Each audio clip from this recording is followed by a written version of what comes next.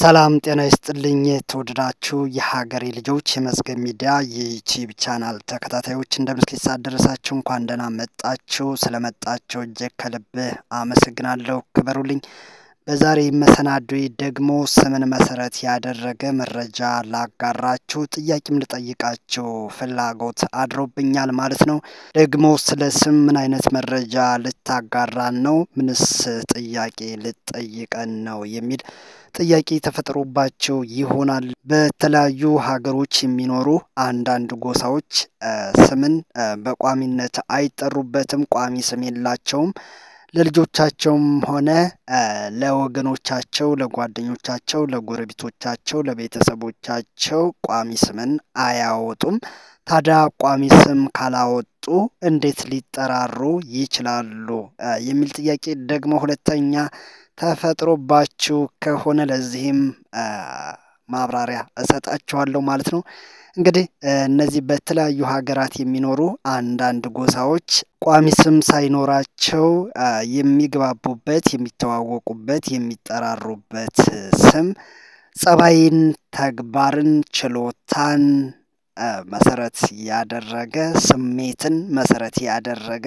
ተለዋዋጭ ስም ነው ማለት ነው የሚታወቁበት የሚጠሩበትና የሚጠሩበት ስም ማለት ነው ለምሳሌ በህፃንነቷ በማልቀስ ቤተሰብ በማስቸገር የምትታወቅ ህፃን አልቃሻዋ ልጅ ተብላ ልትጠራ ትችላለች ማለት ነው በቤተሰቦቿ በጎረቤቶቿ ስታድግ ደግሞ ጎበዝ ተማሪ ከሆነች ጎበዟ ተማሪ ድንች ጠባሽዋ ዶሮ ወጥ ሰሪዋ ባለሙያዋ ጸጉረ ዞማዋ እንደዚህ በአካላዊ ውበቷም በጸባይዋም በችሎታዋም በስሜቷም አልቃሻዋ ሳቂታዋ ተብላ ልትጠራ ትችላለች ማለት ነው እንግዲህ እድሜዋ ጨምሮ ልጅ ለመውለድ ካበቃት ነገር ግን ልጅ ስታሳድግ ደግሞ የጉስቁልና ህይወትን ፈታ ህይወትን ተጋፍጣ ጠንክራ እየሰራች ከሆነ ዘስትሮንግ ማዘር ትባላለች ጠንካራዋ እናት ተብላም ልትጠራ ትችላለች ማለት ነው ልክ እንደዚህ ወንዶችም በተመሳሳይ ባላቸው ልዩ ጸባይ ልዩ ችሎታ ልዩ ስሜት ሊጠሩ ይችላሉ ማለት ነው እንግዲህ እነዚህ በተለያዩ ሀገራት የሚኖሩ አንዳንድ ጎሳዎች በዚህ መንገድ መግባባት መተዋወቅ መጠራራት መጥራትና መጠራት ስለሚችሉ ነው ማለት ነው ቋሚ ስም የሌላቸው ለምሳሌ ወደ ደቡብ አፍሪካ ብናቀና ከተፈጥሮና ከህልውና ጋር ያላቸውን ጥልቅ ግንኙነት በሚያንጸባርቁ ስኬቶች የአደን ችሎታዎች ወይም የስብዕና ባህሪያት ላይ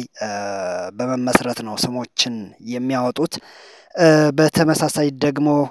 ወደ አሜሪካ ተወላጅ ጎሳዎች ኔቲቭ አሜሪካ ብንጓዝ እንደ ላኮታና አፓቺ ያሉ ብዙ ነገሮች በግላዊ ባህሪያት በድፍረታቸው መንፈሳዊ ጥንካሬያቸውን መሰረት ያደረገ ስም ይወጣላቸዋል ማለት ነው ለምሳሌ አንድ ሰው ደፋር ከሆነ ጠንካራው ንስር ሊባል ይችላል እንዲሁም ደግሞ እምቅ ችሎታና ጥበብ ያለው ሰው ከሆነ ጸጥ ያለው ወንዝ ሊባል ይችላል ማለት ነው ወደ አርክቲክ ክልል ስንጓዝ ስሞች ብዙውን ጊዜ በክስተቶች በቀድማያቶች መናፍስት ወይም በግል ባህሪያት ላይ ተመስርተው ከማህበረሰባቸው ጋር የተቆራኘ የማንነት ስሜትን የሚያጠናክር ስም ያወጣሉ ያኖሚም የአማዞን ዝናብ ደን እውነተኛ ስሞችን በይፋ ከመጠቀም ይቆጠባሉ ይልቁንም ሰዎችን በተግባራቸው ወይም በባህሪያቸው በመጥቀስ ክብርና ወጋቸውን ይጠብቃሉ ምስራቅ አፍሪካ ላይ ስንመጣ ማሳይ ስሞች እንደ ተዋጊ ወይም ሽማግሌ በመሆን እድገትንና ኃላፊነትን የሚያመለክቱ የህይወት ደረጃዎችና ስኬቶችን በማሻሻል ይጠራሉ ማለት ነው ስምህ ድርጊትንና ባህሪህን ቢያንጸባርቅ ወይም ስምሽ ድርጊትሽን ባህሪሽን ጸባይሽን ችሎታሽን ቢያንጸባርቅ አንቺስ ማን ተብለሽ ልትጠሪ ትችያለሽ አንተስ ማን ተብለህ ልትጠራ ትችላለህ አንተ ራስህ ካላችሁኝ ለምሳሌ እኔ አንዳንድ ሰዎች ጎበዙ ብለው ይጠሩኛል ማለት ነው ከስሜ በተጨማሪ ጎበዝ ሆነው ያዩኝ ሰዎች ጎበዙ ብላ የምትጠራኝ አንዲት እናት አለች። እንግዲህ ጉብዝናዬን የት ላይ እንዳየችው እኔ እንጃ ብቻ። ከዚያ በተጨማሪም ነጭናጫው እያሉም የሚጠሩኝ አሉ። ይህ እንግዲህ ጸባይን መሰረት በማድረግ ነው ማለት ነው። በተጨማሪም ሼክስፒር ብለው የሚጠሩኝም አሉ። ይህ የኔ ኒክኔም ነው ማለት ነው። ቅጽል ስም አድርገው ይህንን ስምም ጠርተውኝ ያውቃሉ። ይህ ደግሞ ጽሁፍ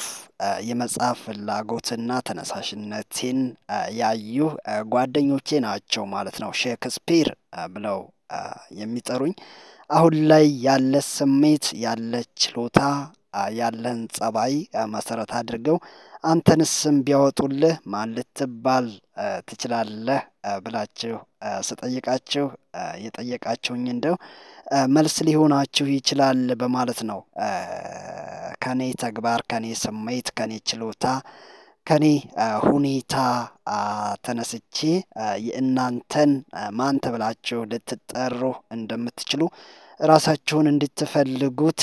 ጸባያችሁን ተግባራችሁን ስሜታችሁን እንድታዩት እንድትፈትሹት ማን ልባል እችላለሁ ብላችሁም ራሳችሁን እንድትጠይቁት ይህን መረጃ ላጋራችሁ የወደድኩት ማለት ነው። ወደ ታንዛኒያ